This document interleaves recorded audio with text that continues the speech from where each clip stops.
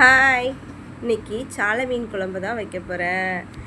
சாலை மீன் நல்லா க்ளீன் பண்ணி எடுத்துகிட்டு மாங்காய், குழம்பு மிளகாத்தூள், வத்தல், உப்பு இதெல்லாம் தேங்காய், ஜீரகம், வெந்தயம் எல்லாமே அரைக்கிறதுக்காகவும் எடுத்து வச்சுருக்கிறேன்.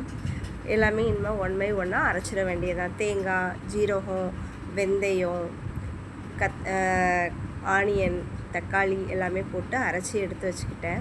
அப்புறம் கடாயில் கொஞ்சம் தேங்காய் எண்ணெய் ஊற்றிட்டு கருவேப்பிலை போட்டு கடுகு எல்லாமே போட்டு தாளிச்சிட்டு வெங்காயம், சின்ன வெங்காயம் எல்லாமே போட்டு வதக்கணும்.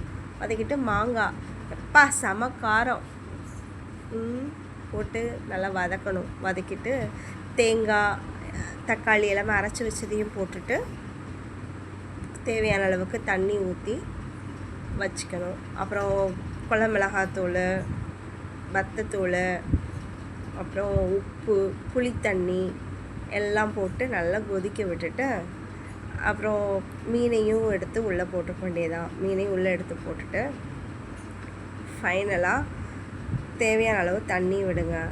விட்டு எடுத்துட வேண்டியதான். மீன் குழம்பு நல்லா கொதிச்சிரும். இன்றைக்கி இதை வச்சு சமாளிச்சிட்டேன். எப்படியோ எவ்வளோ கேவலமாக செஞ்சாலும் நாங்கள் தான் சாப்பிட்டாக வேண்டியது இருக்குது. அட்ஜஸ்ட் பண்ணிக்க வேண்டியதான்.